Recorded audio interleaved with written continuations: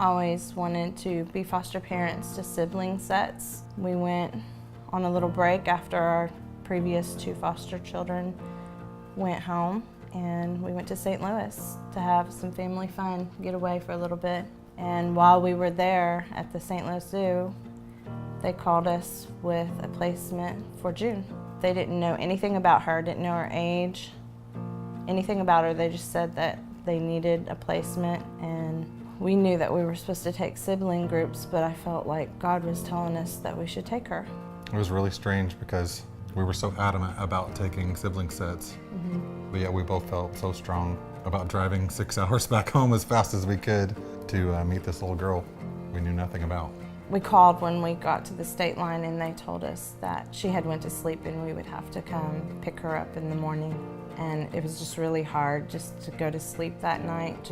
We already loved her. It was like we intensely cared about this kid we've never seen, never met. It was really very different. I don't know why. Well, I know why now, but it was really very different than all of the other children we'd ever went and picked up. And they called us first thing in the morning and they said, your little girl's awake and she's ready to go home. We piled all the kids in the car, and because we're a family that's into foster care, so we piled everyone in the car and went and picked up June. They didn't allow everybody to go in, so Mark and the kids waited in the car, and they were all talking about what she would be like. And because we knew nothing. And so I'm sitting there waiting on her, and the caseworker comes walking down this extremely long hall, and here's this beautiful little girl with brown curls, and she's just so tiny and just perfect. And I text Mark real quick and I said, she's beautiful. And she came out, and the first thing she did was grab my hand and hugged me. I signed a bunch of paperwork, just anxiously ready to go, and I said, I have a bunch of kids in the car, you want to go meet them? And she was ready to leave. So it was about a week later, we got a call from her caseworker, and she had told us that she would be going back home. And we were confused, because it was like, why would you call us to come all the way back to Oklahoma to pick up this child? What was the rush? We didn't understand. Didn't make sense. And the investigator brought in new evidence, and the judge ruled that she would be staying in care. And so we set up visitation with the bio mom and got everything in order, and we started our first visit.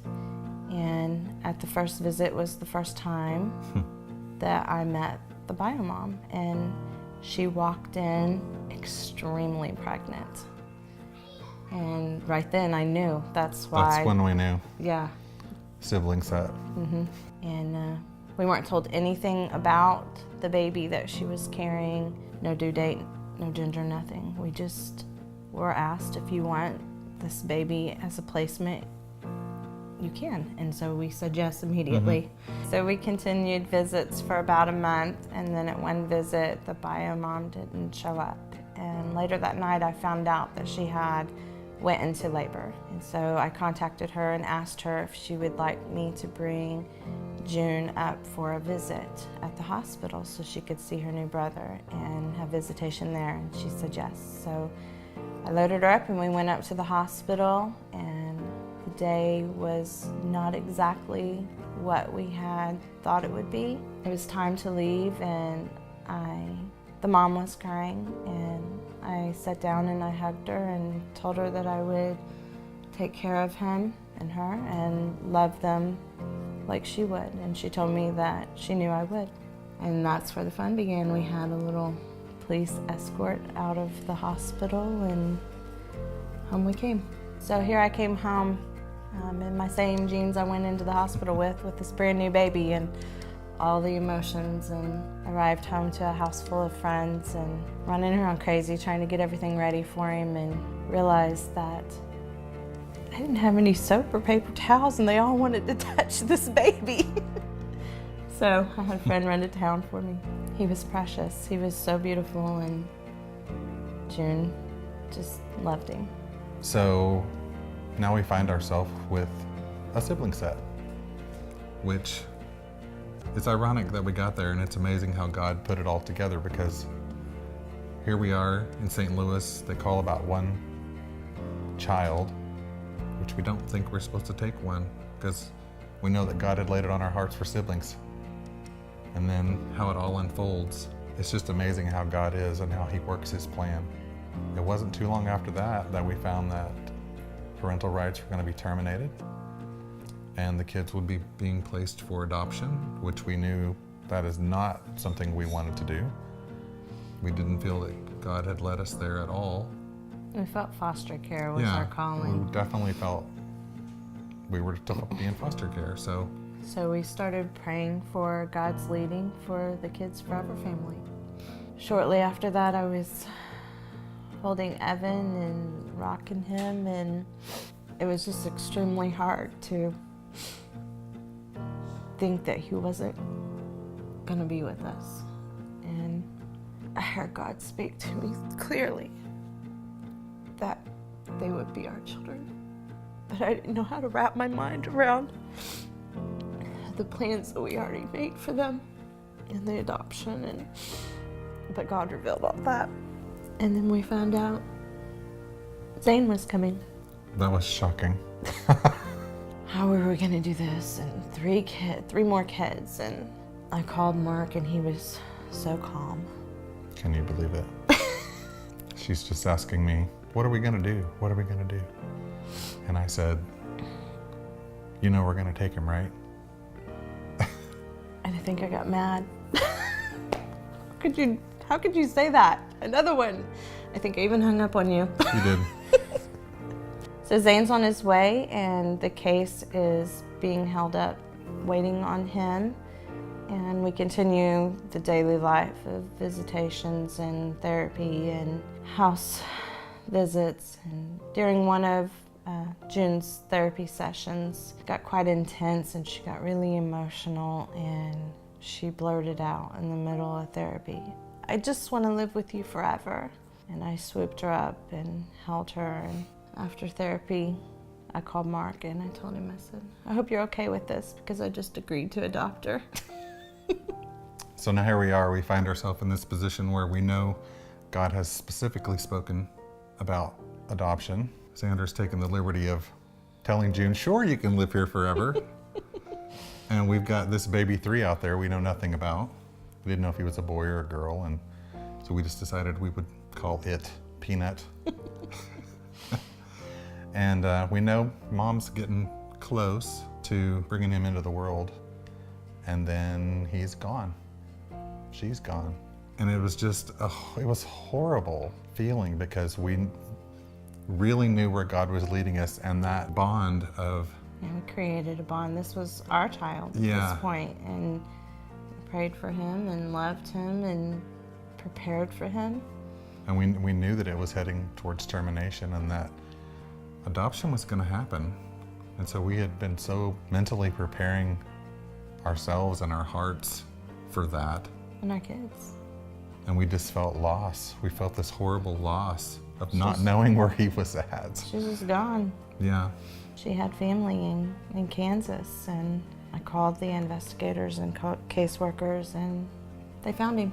1 week later, Yep. after he was born, he shows up at the house.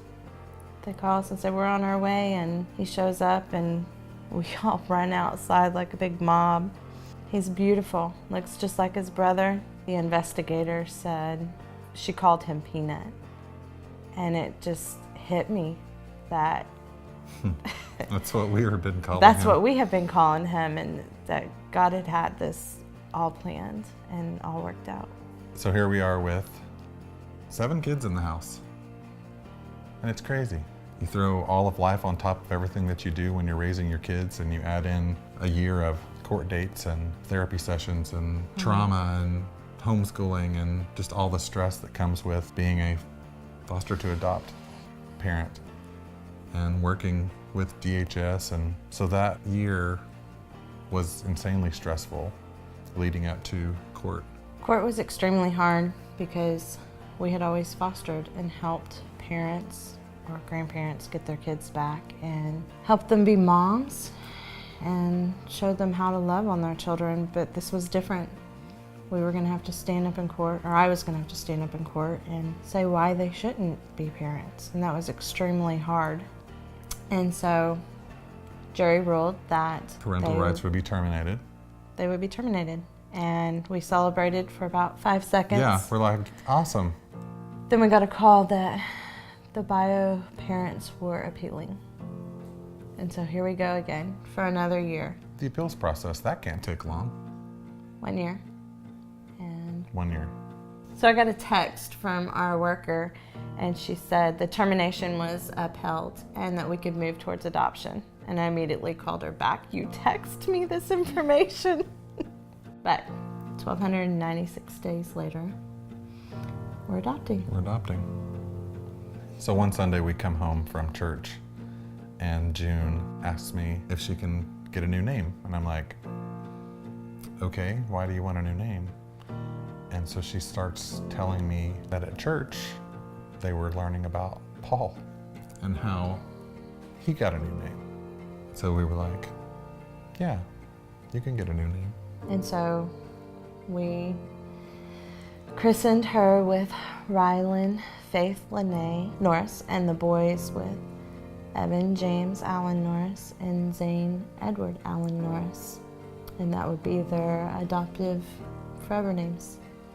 Disclosure was something that we had been waiting on, and we were told that at disclosure you would get all the information about your children that you weren't previously allowed to be told. And so this was something that we were really excited Very. to hear. And looking through all the paperwork, Rylan's beginning was the most important to me because we've had the boys since birth, basically. We knew the least about her. Yes. We didn't know when she was born or how much she weighed or any of the events of that. And so that was healed holes in our hearts that we were able to connect with her from the beginning. And then we saw my mom's name in the paperwork. And it turns out that my mom was Rylan's nurse when she was born. And it just kind of blew our minds that God had put our family in her life 3 years before we even met her. And so my mom met Rylan before we did. And we had no idea, and it was just amazing. So through this whole process, I think we both realized how moldable we are, how much God has really stretched us, and we've experienced things and we've been able to walk through things that we know on our own there's no way. And it's just amazing how through it all, especially when we look back at it, how much God was with us the whole time. And what we really learned through the entire process is if you would just be willing, that God will totally take your life and He will change it, and He will change people through you.